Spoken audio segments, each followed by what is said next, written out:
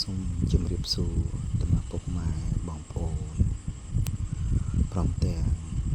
ជនជាតិទាំងអស់ជាទីគោរពនិងជាទីរាប់អានអំពីខ្ញុំ Channel YouTube ខ្ញុំបានរៀបចំឡើងថ្មីថ្មោងមានការឆ្គាំឆ្គងក៏ចឹងក៏សូមអធិស្ឋានហើយថ្ងៃនេះដែរខ្ញុំថតពីសកម្មភាពដែលបងវិស្វករទាំងអស់កំពុងញឹកក្នុងការសាងសង់នៅគ្រឹះបុកគ្រឹះសសរបាទហើយការងារជាក់ស្ដែងនេះដែរ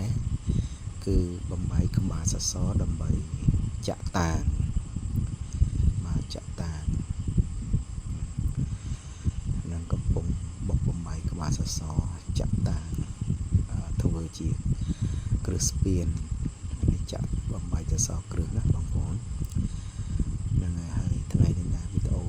ខ្ញុំមកកាត់ត3ដំណើរការដែលខ្ញុំមិនបានបង្ហោះពីព្រោះថាខ្ញុំមិនស្រួលខ្លួនមួយរយៈអញ្ចឹងសូមបងប្អូនអធិស្ឋាន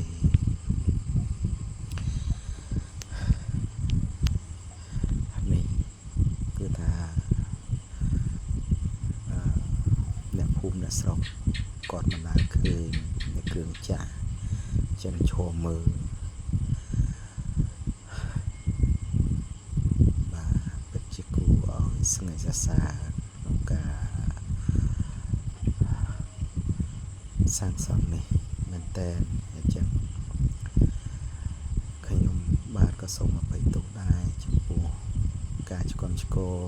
ហើយនឹងធ្វើអត្ថាធិប្បាយដោយសារខ្ញុំបាទអត់សូវចេះបាទជាការរៀនសូត្រដំបូងអញ្ចឹងសូមអធិស្ឋានហើយការរៀបចំក៏មិនបានល្អថតក៏មិនបានច្បាស់ទូរស័ព្ទក៏មិនទំនើបអញ្ចឹងសូមបងប្អូនមេត្តាករុណាអភ័យទោសក្នុងការឆ្គាំឆ្គង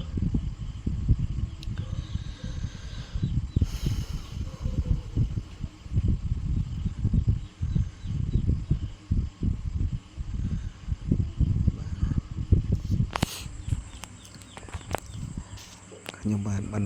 បញ្ចូលសំឡេងឬសូរគ្រឿងចាក់នេះដោយសារទំហំនៃសំឡេងដែលបុកនេះគឺខ្លាំងពេកបាទសំឡេងខ្លាំង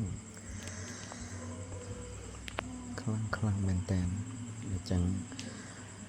ខ្ញុំបានលុបសំឡេងដើមចេញហើយក៏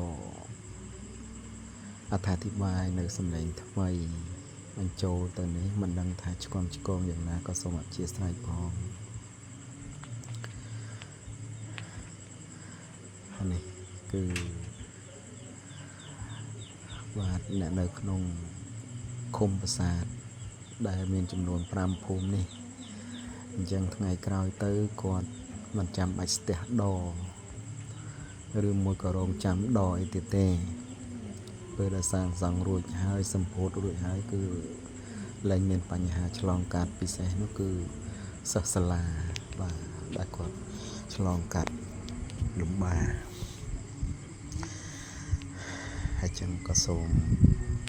អរគុណចំពោះរដ្ឋាភិបាលផងដែរបាទដែលយកចិត្តទុកដាក់មើលឃើញនៅប្រជាពលរដ្ឋទាំងអស់សូមជួយពររដ្ឋាភិបាលប្រកបតិច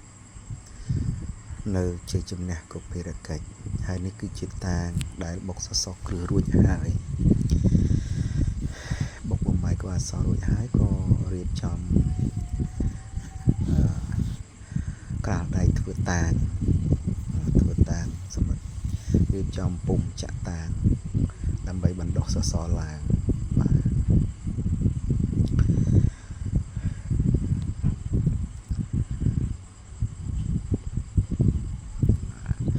ហើយនេះជាបង្គោលសសរគ្រឹះចុងក្រោយគេបង្អស់នៅក្នុងថ្ងៃនេះបាទថ្ងៃ10ខែ6ឆ្នាំ2025នេះ នេះគឺចាក់បង្ហើយតែសនឹងគឺបញ្ចប់នៅក្នុងថ្ងៃនេះបាទសសរគ្រឹះបញ្ចប់នៅក្នុងថ្ងៃនេះហើយចឹងអ្នកភូមិអ្នកស្រុកនៅខាងខ្ញុំនេះក៏គាត់សសស្រាមចង់មើលពីទស្សនភាពទាំងអស់នេះឃើញជាក់ស្ដែងទាំងអស់គ្នា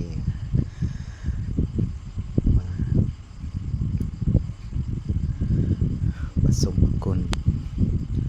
បាទសូមគ្រប់ជូនពរដល់ពុកម៉ែមីមីងបងប្អូនទាំងអស់ប្រកបជួបតែនឹងសេចក្តីសុខសេចក្តីចម្រើនគ្រប់គ្នាបាទសូមអរគុណសូមជម្រាបលាបាទ